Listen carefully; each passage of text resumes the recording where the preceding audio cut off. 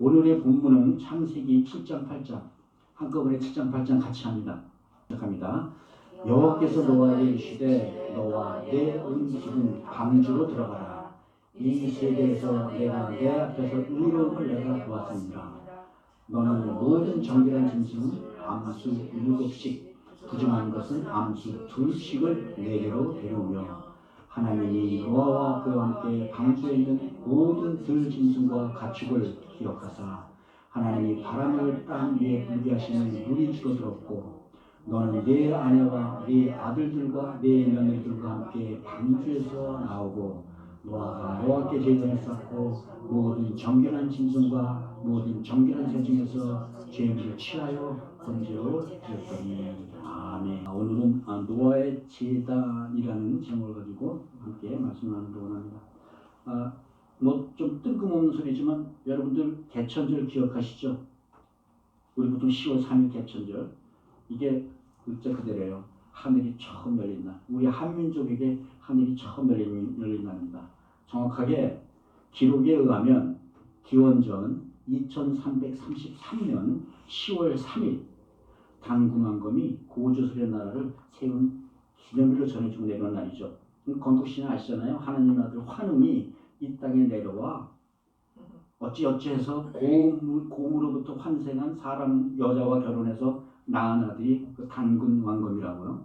단군은 사실 왕의 칭호예요. 그러니까 실제로 왕검이 그분의 호칭이죠. 단군 왕 그렇게 나온 게 단군 왕검이에요. 그리고 이 단군 왕검이 세상에 나온 이후에 나라를 세우기까지 125년이 걸렸다는 거예요. 이게 삼국유사에 나온 얘기입니다. 그러니까 처음 하늘에서 환웅이 내려온 날이 2333년 더하기 125년, 그렇게 하면 기원전 2458년인데요. 그런데 여러분 너무 신기한 거예요.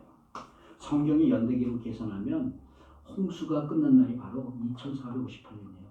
기원전 2458년이에요.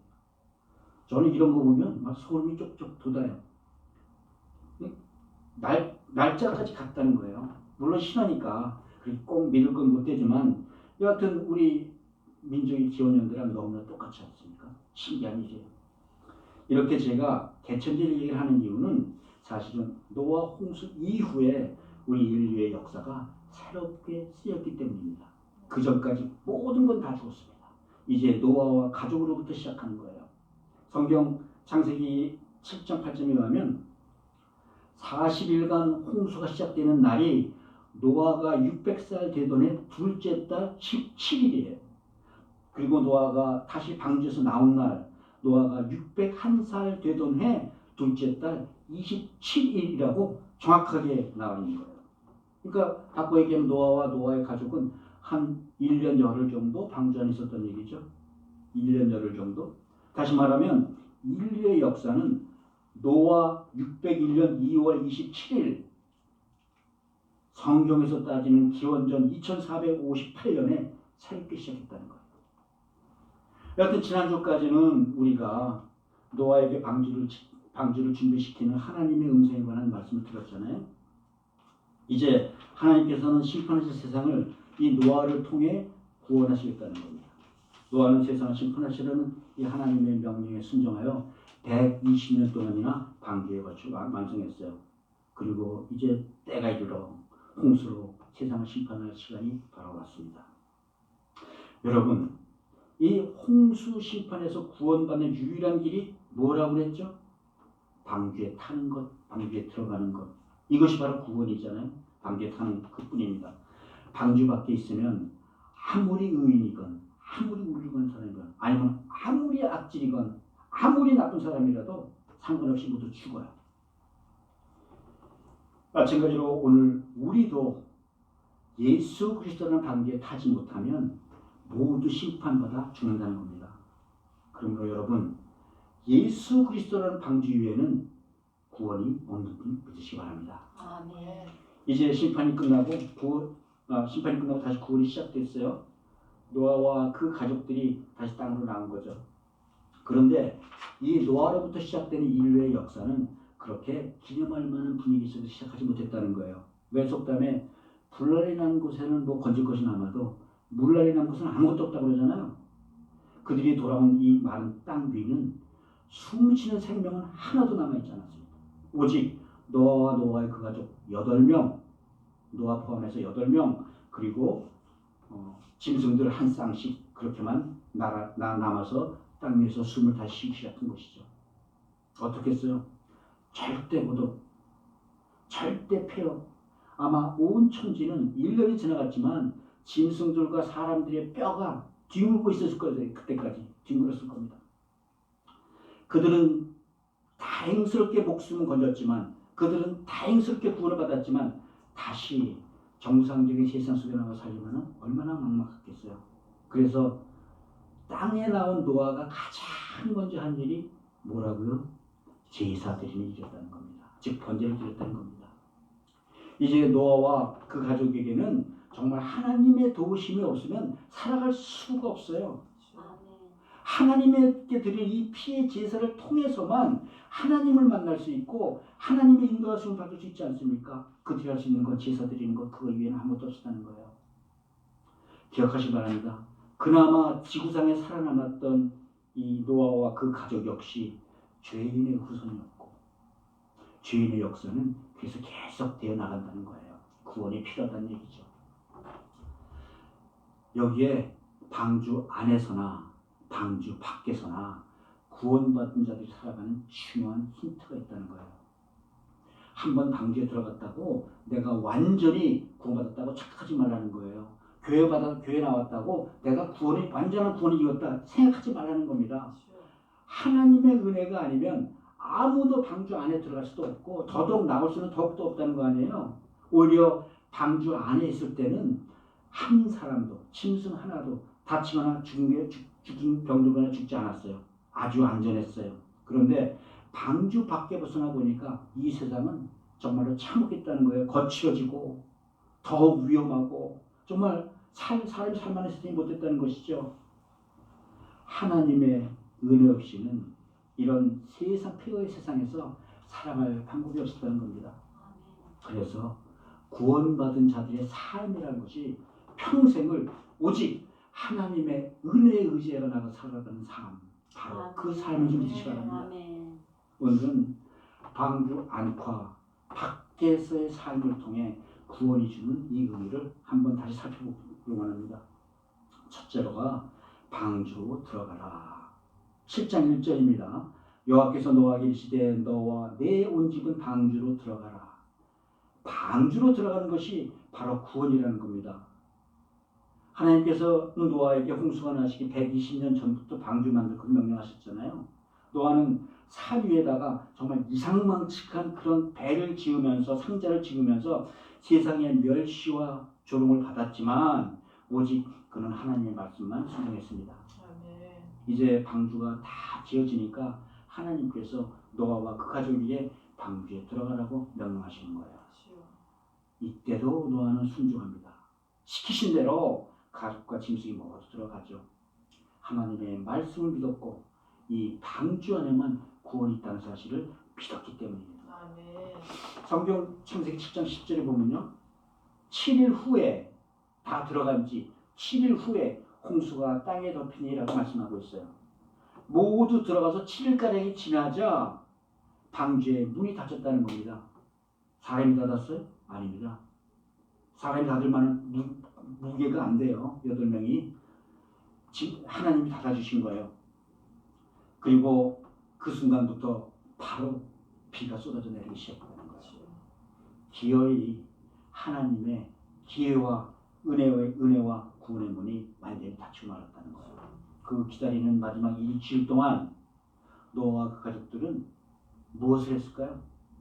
세상을 향해 정말 열심히 있는 힘을 다해서 회개하고 방주로 오는 자만이 살 것이다 외쳤을 겁니다. 하나님께서는 이렇게 홍수 예고한 후에도 120년을 기다려주시고 마지막 일주일까지 더 기다려주셨다는 거예요. 그리고 이제 시간이 이르자 하나님의 추노하신 심판이 시작됩니다. 정말 오래 기다려주시고 마지막 순간까지 우리를 기다리시는 은혜의 하나님이 계신다는 걸 믿으시기 바랍니다. 아멘. 우리가 받은 구원도 그래요. 방주로 들어오기만 하면, 결단하기만 하면 다 된 것 같은데 사실 방주로 들어올 때까지 시간이 많이 걸리잖아요. 그런데 방주로 그 시간은 그렇게 큰 시간이 아니라는 거예요. 왜냐하면 이 어려운 시간도 주님의 은혜가 함께하기 때문이라는 거죠. 다메섹 도상에서 사울이 예수를 만났습니다. 그리고 만난 예수의 그 결과 눈이 먼 채 사흘 동안을 다메섹에 있는 친구 집을 전전했어요. 이때 아나니아에게 주님의 음성이 임하죠.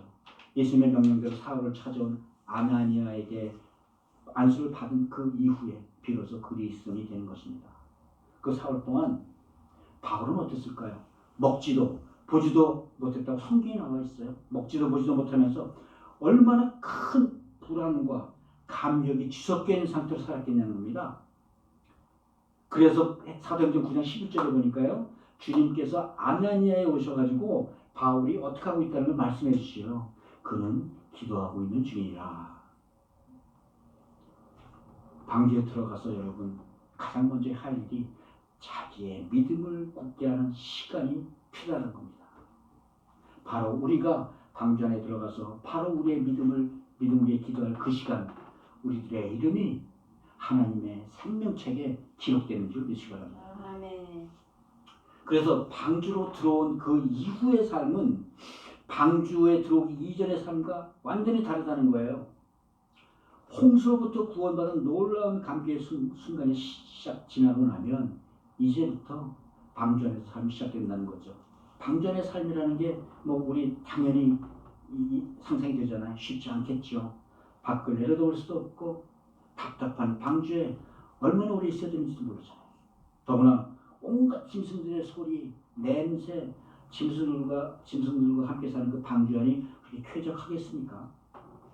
마찬가지라는 거예요. 이제 막 예수 그리스도 믿고 구원을 받았어도 우리는 아직도 그 냄새나고 퀴퀴한 옛사람의 모습을 그대로 가지고 있다는 겁니다. 옛사람의 문화, 옛사람의 사고방식, 옛사람의 가치관, 옛사람의 나쁜 습관, 나쁜 성격 그대로 가지고 있다는 거예요. 얼마나 고통이 많았겠습니까? 그래서 사도 바울도 로마서 10장에서 이런 고백을 하잖아요. 내 안에 두 법이 있어. 내 지체 속에 죄의 법이 내 마음에 하나님의 법과 싸워 나를 사로잡는도다. 죄의 법이 이긴다는 거예요. 오, 나는 공부한 사람이로다. 그래서 공부하다는 겁니다. 아무리 잘하려고 했어도 내 육신의 법에 잡혀 넘어가지 못한다는 거예요. 정말로 그때 예수님을 받은 구원의 감격이 없다면 우리는 계속 냄새나는 냄새가 진동하는 그 사람으로 살 수밖에 없을 거예요. 그러나 구원의 감격이 하나님의 은혜가 너무나 강렬했기 때문에 나날이 눈물이요 나날이 회개하면서 주님 앞으로 나갈 수 있었다는 겁니다. 예, 방주 안의 삶은 보기에도 축축하고 어둡고 냄새나는 삶이에요. 우리가 구원을 받았어도 우리가 완전히 이스라엘부터 나올 수 없다는 거예요. 그러나 이 방주 안에는 언제나 하나님이 함께 하시고 특별한 감동과 은혜가 있기에 안전하고 축복받은 장소로 변했다는 것이죠. 아멘. 이것이 바로 방주 안에서 들어가 사는 삶이며 구원받은 자의 삶이라는 것입니다. 냄새나고 살기 어려운 방주 아니지만 하나님이 계신 곳이기에 천국인 줄 믿기 바랍니다. 아멘. 그렇다고 방주 안의 삶이 구원을 완성받는 삶도 아니잖아요. 방주 안의 삶이라는 건 그저 내 믿음을 익혀가는 그런 과정이라는 거예요. 방주 안에 들어갔으면 언젠가는 꼭 그 방주에서 나와야 하기 때문에요. 오늘 본문도 보니까 하나님께서도 우리에게 방주 안에 영원히 살라고 말씀하신 것 같진 않아요. 우리 계산해 보니까 1년 10일 정도 지났잖아요. 방주 안에 1년 정도 사는 건 괜찮지 않냐? 그렇게 말씀하신 것 같지 않으세요? 이유는 오직 하나님 이외에는 아무것도 볼 수 없는 그 깜깜한 방주 안에서 자신의 믿음을 성숙시키라는 겁니다. 어떻게 성숙시키냐고? 예, 아무것도 할 것도 없고 눈에 보이다는 방주 안에서 믿음을 성숙시키는 방법은 딱 하나라는 거예요. 제사의 습관을 몸에 배게 하라는 겁니다. 예배 습관을 몸에 배게 하는 거예요. 주일 성수를 몸에 배게 하라는 거예요. 말씀과 기도를 몸에 배게 하라는 겁니다. 깜깜한 밤중이니까 아무 방해 없이 보이지 않는 하나님의 영과 교제를 그 몸에 배게 하라는 겁니다. 왜 하나님께서는 우리에게 이 세상에서 살아갈 우리에게 이런 훈련을 시키실까요? 이 세상에는 우리가 믿음으로 감당할 일이 너무나 많다는 거예요. 태초에 아담과 하와에게 복을 주시고 하나님께서는 그들에게 이 세상에서 임무를 부여하셨어요. 마찬가지로 노아에게도 이제 새롭게 시작하는 이 세상에서 복을 주시면서 하나님의 임무를 부여하시겠다는 거예요. 그런데도 눈에 보이는 세상에서 하나님의 주신 임무를 수행하다 보면 당연히 환난들과 마주치겠죠.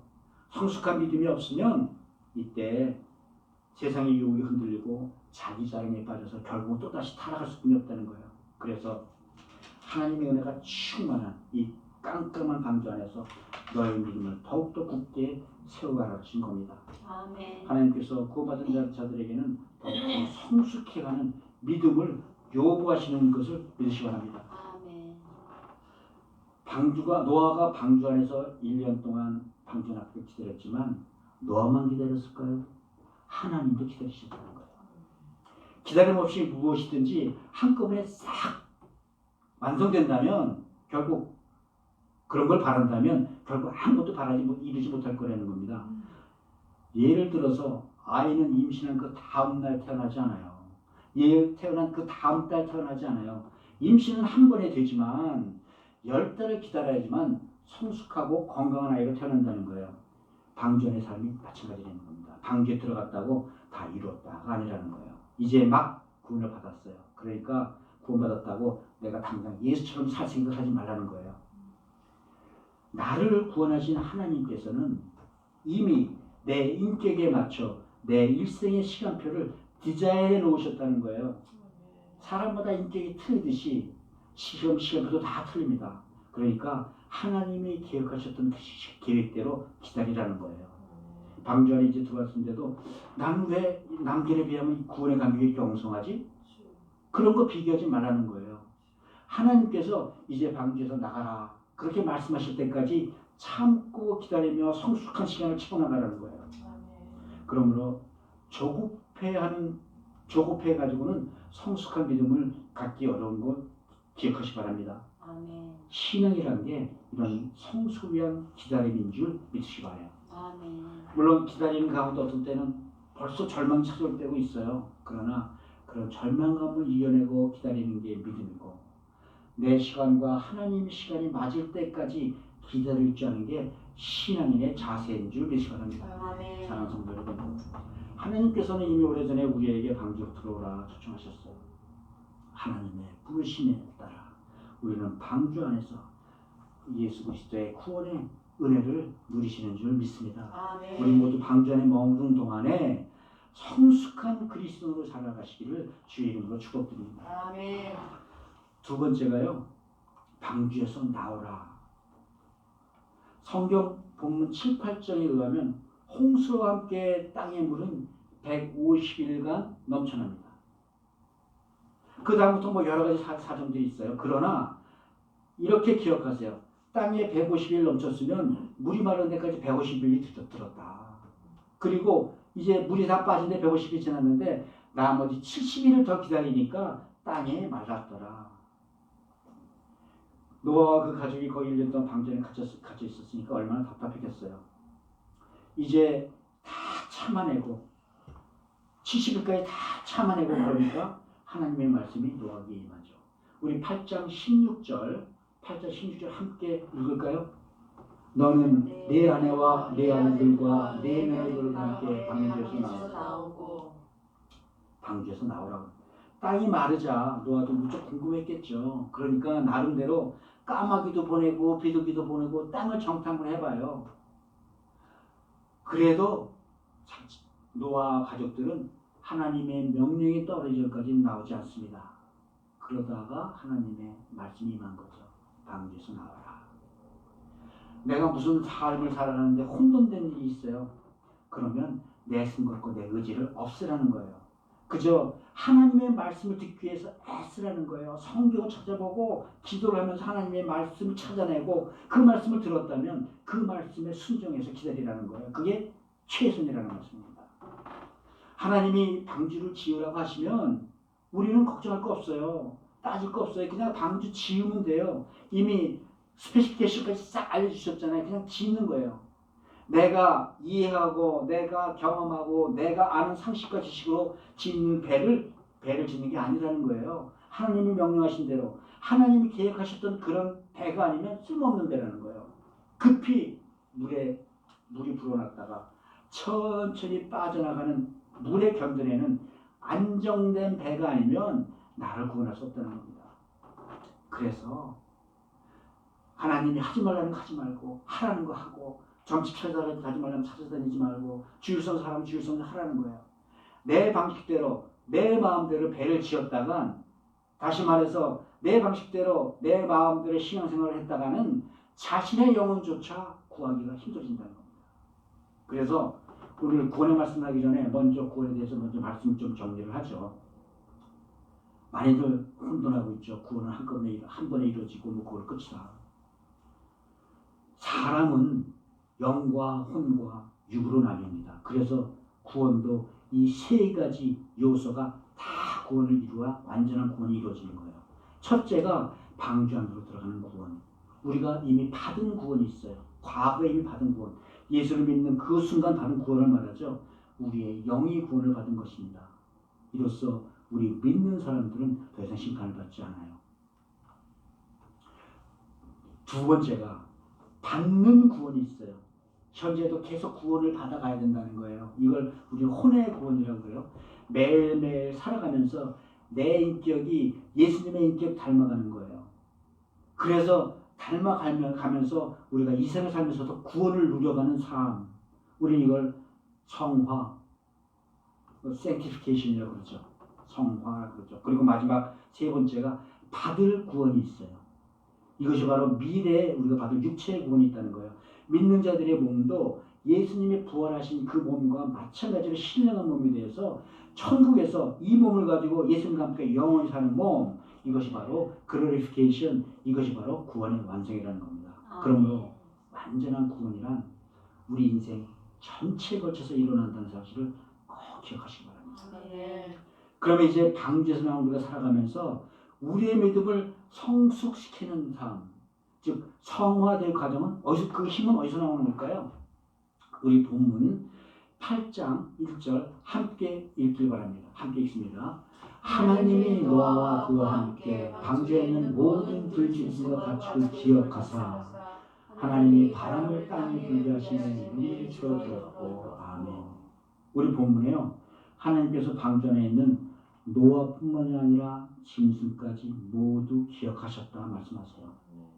여기서 기억하사라는 말의 뜻은 단순히 잊지 않았다는 말씀이 아니에요. 돌보셨다라는 말씀입니다. 그래서 하나님이 누군가를 기억한다는 의미는 이게 굉장히 중요한 의미를 가지고 있다는 겁니다. 여러분 우리 창세기 6장 8절 노아에게 하신 말씀 기억하시잖아요. 노아는 여호와께 은혜를 입었더라. 아멘. 하나님께서 노아를 기억하셨기 때문에 홍수 심판에 기억하시는 노아를 불러 쓰셨다는 거잖아요. 우리가 살면서 많은 사람들을 만나지만 우리 기억에 남는 사람들을 오랫동안 기억하는 사람은 그렇게 많지 않습니다. 그런데 어떤 사람들은 특별히 기억에 남아서 우리의 마음이 쓰이고 궁금해지고 저절로 손이 가요. 하나님께서 우리를 기억하신다면 하나님은 언젠가 우리에게 마음을 쓰이고 우리에게 궁금해하시며 우리를 부르시고 당신에게 쓰실 줄 믿습니다. 한 걸음 더 나가서 하나님이 기억하신다는 의미가 바로 우리의 구원과 직접적으로 연결되어 있다는 거예요. 영원하신 하나님과 관계를 맺었다는 말은 하나님께서 우리를 영원히 기억하신다는 말이지 않습니까? 이는 우리 역시 하나님의 영원한 약속을 붙잡고 영원한 하나님을 매 순간순간 알아간다는 거예요. 알아간다는 거예요. 성경은 요한복음 13장 3절에서 이 알아가는 것에 대해서 이렇게 말합니다.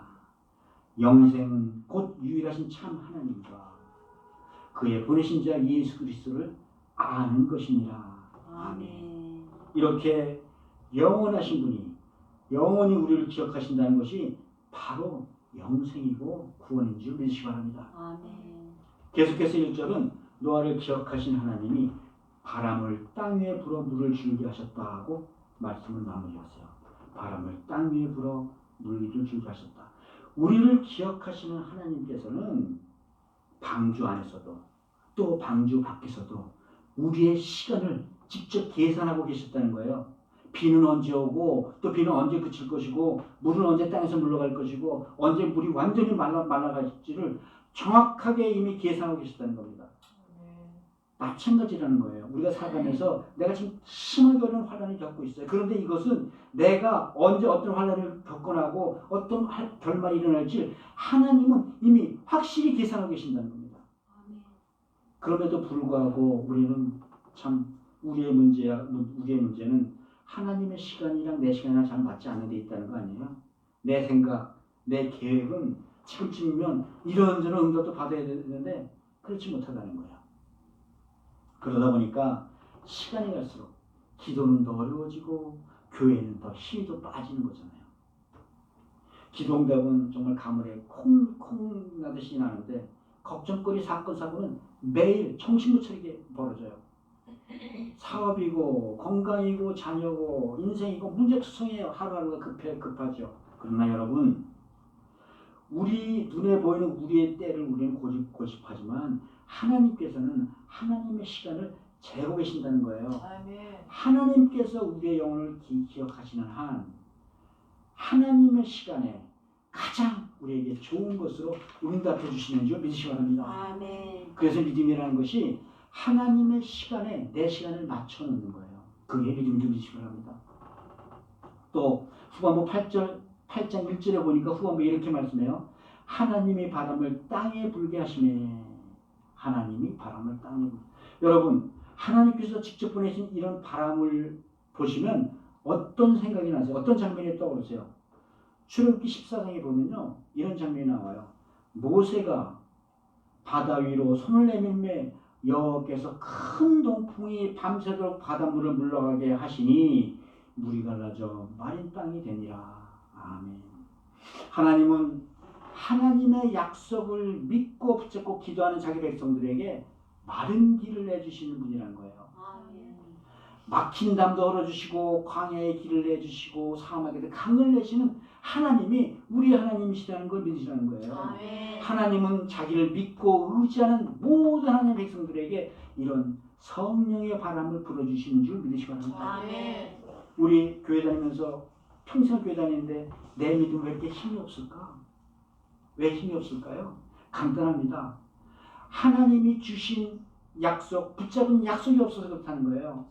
하나님 나한테 무슨 말씀이신가 하는데 나는 그 말씀이 뭔지 모르겠어. 듣지도 못하겠고 읽지도 못하겠어. 그냥 한 귀로 흘려버려요.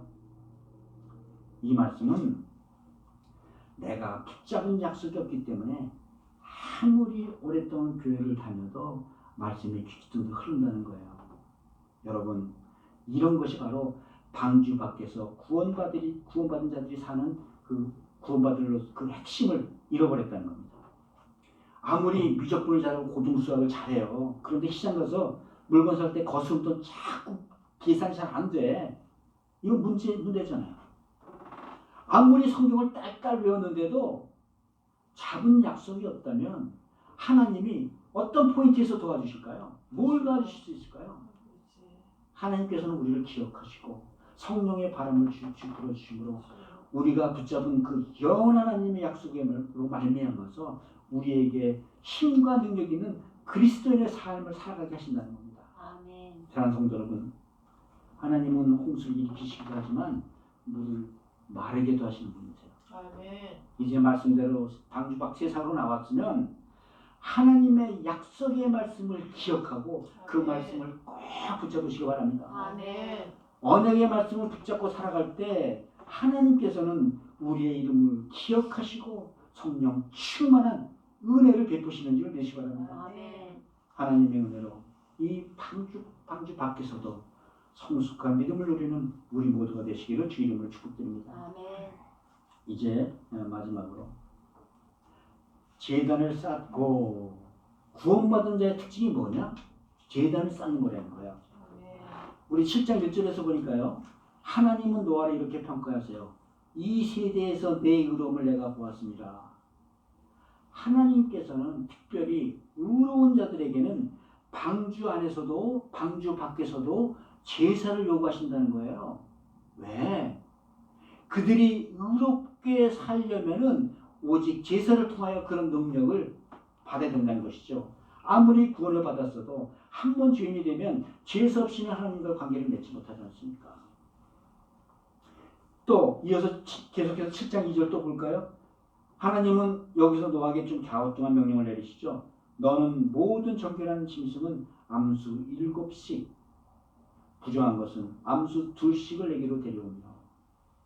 여기서 정결한 짐승은 무엇이고 부정한 짐승은 뭐예요? 성경에 처음 나오는 말들입니다. 제단이라는 말도 처음 나오고 부정한 짐승, 정결한 짐승, 이 모두 제사에 관계되는 거라는 거예요.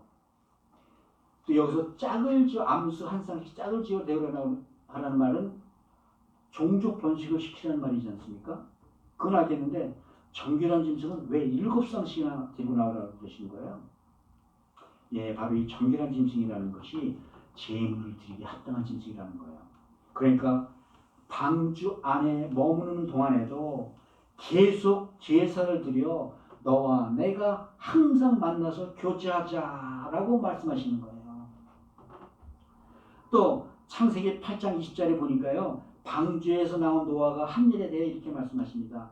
노아가 여호와께 제단을 쌓고 모든 정결한 짐승과 모든 정결한 새 중에서 제물을 취하여 번제로 제단에 드렸더니, 번제라는 것은 죽여서 피나는 걸 불로 태우는 거예요. 번제를 드렸더니, 방주에서 나온 노아가 가장 먼저 한 일은 무슨 먹을 걸 찾아다닌 거나 아니면 집을 지려고 애쓰거나 그런 일상을 생각한 그런 일을 한 것이 아니었다는 거예요. 육신일을 하지 않았다는 거예요. 노아가 폐허가 된 땅에서 가장 먼저 한 일이 바로 제단을 쌓고 제단을 드렸다는 겁니다. 그래서 계속해서 창세기 8장 21절을 보면요. 노아의 제사를 받으신 하나님께서 마음속으로 이렇게 다짐하세요. 다시는 사람으로 말미암아 땅을 저주하지 않으리라. 노아는 이 제사의 비밀을 알았던 거예요. 제사는 하나님의 마음도 바꾸게 하는 능력이 있다는 걸 알았던 거죠. 그러면 제사가 뭘 말하는 거예요? 정확히 말하면 제사라는 것은 하나님과 교제하는 시간이에요. 예배를 말하는 거예요. 여러분, 피조물이 가지는 복 중에 가장 큰 복이 무엇이라고 생각하십니까? 우리 삶 속에 창조주 하나님이 찾아오시는 일 아니세요? 아멘. 이것이 바로 구원이고 영생인 줄 믿으시기 바랍니다. 그 감격, 감동은 이미 필설로 말할 수가 없어요. 우리의 하나님은, 그러나 우리의 하나님은 완전한 공의의 하나님이시잖아요. 죄인들하고 그렇게 함께 하실 수 없잖아요. 아무리 사랑하셔서 원하시지만 죄가 있는 곳에 함께 하실 수가 없어요. 그러면 죄인 된 우리가 하나님과 동행할 수 있는 방법은 무엇일까요? 죄를 용서받아야 되겠죠. 먼저 죄를. 그래서 성경은 희생제물을 드리는 피해 제사에 관해서 창세기 2장, 3장, 4장 같이 이렇게 오랫동안 얘기하는 거예요. 레위기 17장 11절에 보면요. 생명이 피에 있으므로 피가 죄를 속하느니라. 피가 필요하다는 거예요. 제사 드리려면. 또 로마서 6장 23절에 보면요. 죄의 싹은 사망이라. 그 죄를 없애려면 죽어야 된다는 거예요. 그러니까 바꿔 얘기하면 죄 없는 짐승이 죽어서 대신 죄인 된 사람의 죄값을 갚았다. 사실은 가린 거지요. 하나님 앞에서 우리 사람의 죄가 용서받기 위해서는 짐승의 피의 죽음이 꼭 필요하다는 겁니다. 이게 태초에 사람이 죄인이 되죠.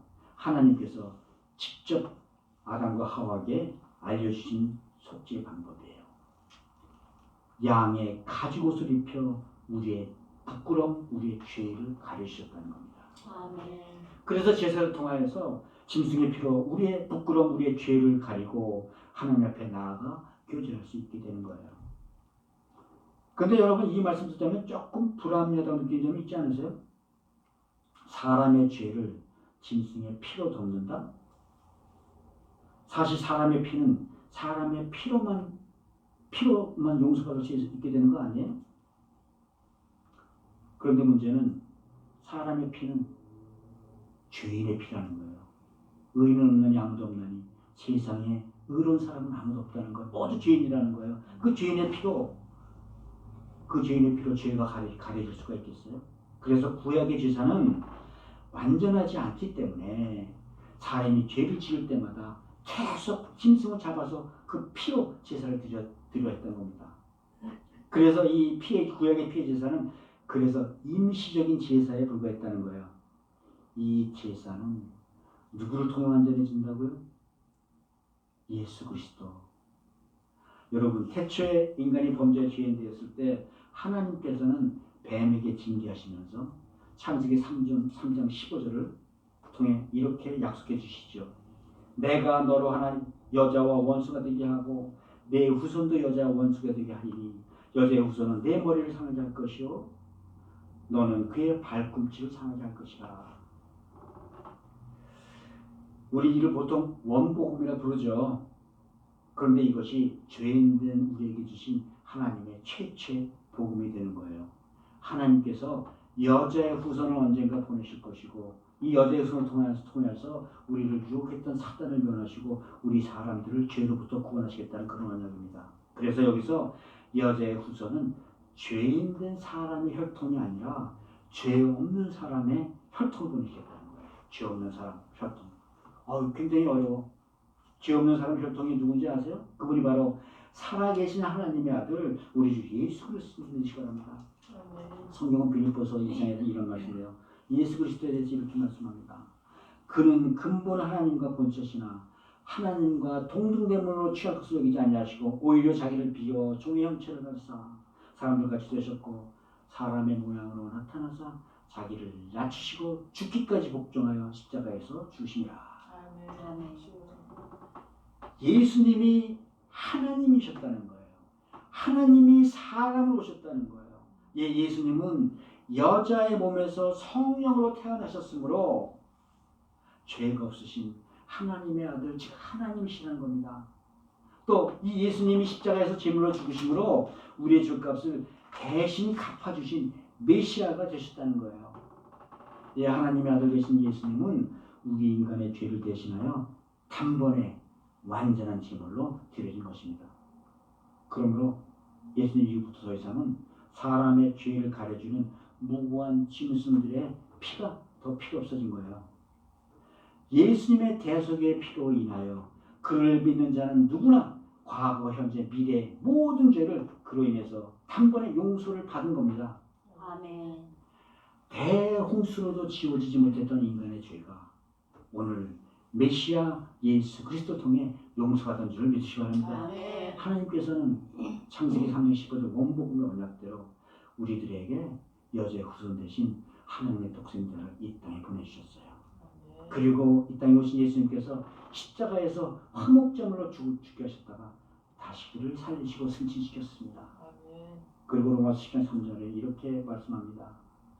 예수의 이름을 믿고 부르는 자마다 영원한 구원을 약속하신 하나님.